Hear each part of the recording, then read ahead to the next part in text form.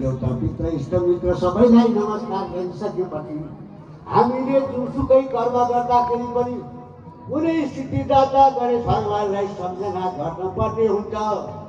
गजाननं भूतगणाधिसेवितं कपितजम्बो फलचारुभक्षणं उमासुतं शोकविनाशकारकं नमामि विघ्नेश्वरपादपङ्कजं।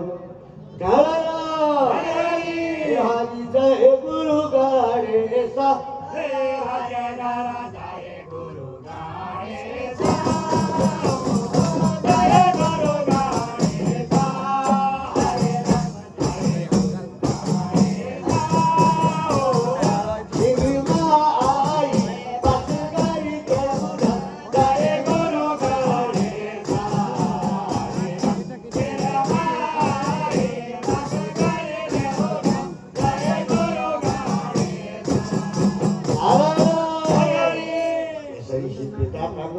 सम्झना गर्दै हे गौरी पुत्र विनायक,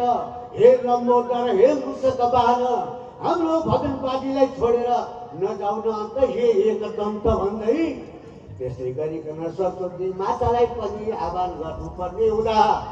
शुक्लां ब्रह्म विचार सार परम माध्यम जगत व्यापिनी वीणा पुस्तक धारिणी भवयदा जाड्यन्तकारापहं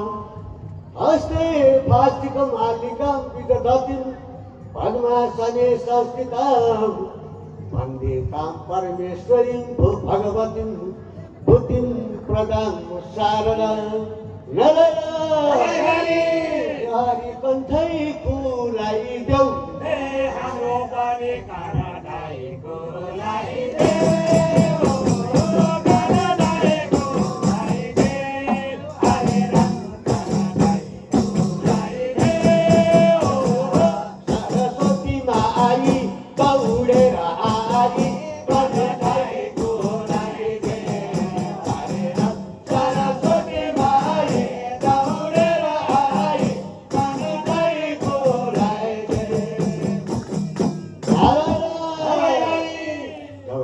सरस्वती मातालाई पनि आह्वान गरिसकेपछि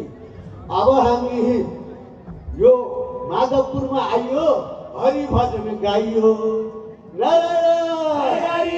हरि कति रमाइलो, हेरा हेरा कति रमाइलो,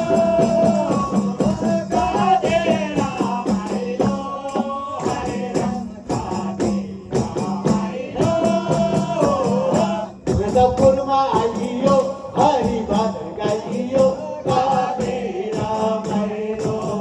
हरे राम। माधवपुरमा आइयो, हरि भजन गाइयो, कति रमाइलो।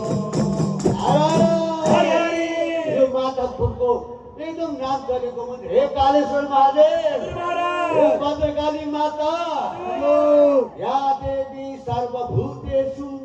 मातृरूपेण संस्थिता, नमः तस्यै नमः तस्यै नमः तस्यै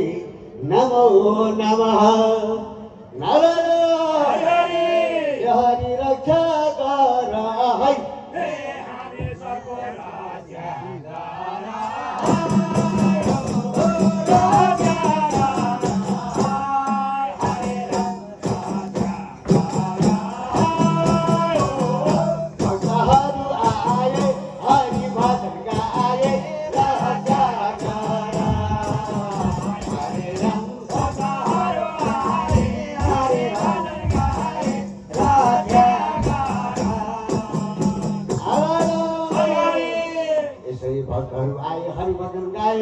भनेर रक्षा गर भन्ने बित्तिकै अब हामी अलिकति कथा प्रसङ्गतिर जान्छौँ।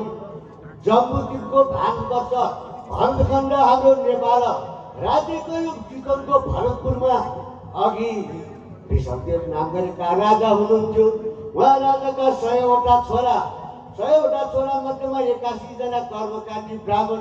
9 जना नवयोगी, 9 जना नवद्वीपका मालिक र जेठा छोरा भरतपुरको दरबारमा हरि राजा भरत, हे तो बेलाका राजा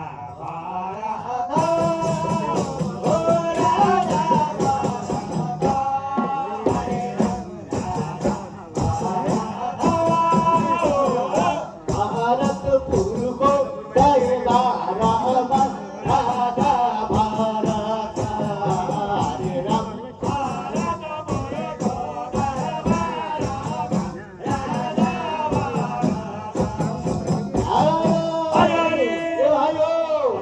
भरतपुर भनेको हाम्रो चितवनको भरतपुर फेरि अन्तको होइन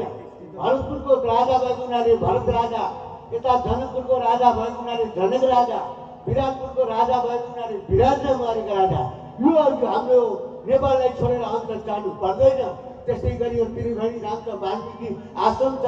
त्यसै गरी यहाँ देवका धाम छ त्यो हामीले अन्यत्र जानु पर्नु पर्दैन हरि बुझ्यौ कि बुझेनौ भना भना बुझ्यौ कि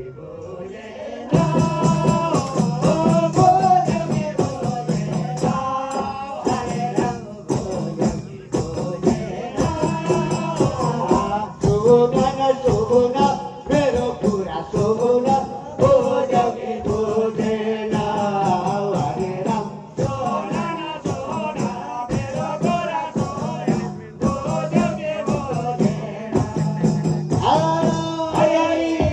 यसै जम्मूद्वीपको नेपाल राज्यको भरतपुर चितवनमा भरत नगरका राजा हुनुहुन्थ्यो कुनै राजाले पनि आफ्ना प्रजावर्गलाई एकाग्र मन गरेर कसैले पनि दुःख नपाओस् भनिकन त्यो भरतपुरको दरबारमा उनै भरत राजाले अर्कै मना गरिकन हरि कथे राजका आज बेलामा घर राजका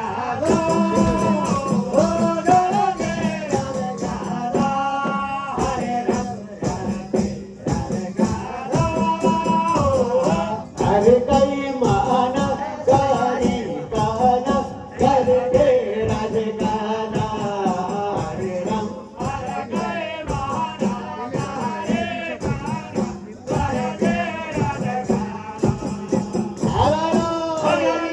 यसरी राज्य गर्दा गर्दै उनलाई पहिराके चढेर आफ्ना छोरालाई भन्छन् हे बाबु हो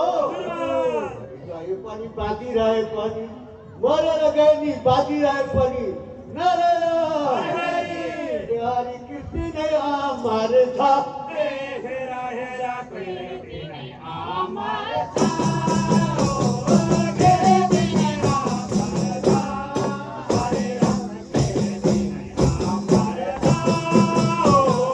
मरि गए पनि बाँकी रहने कृष्ण नै अमर छ हरे राम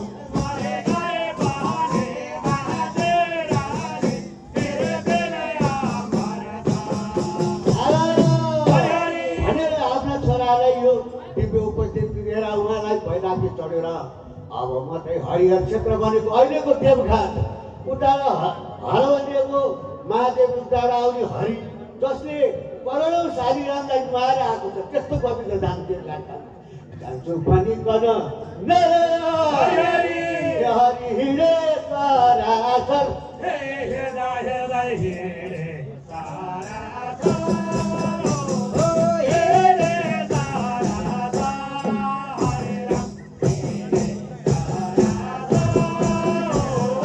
महादेवी रातमा कोही छैन साथमा हिँडे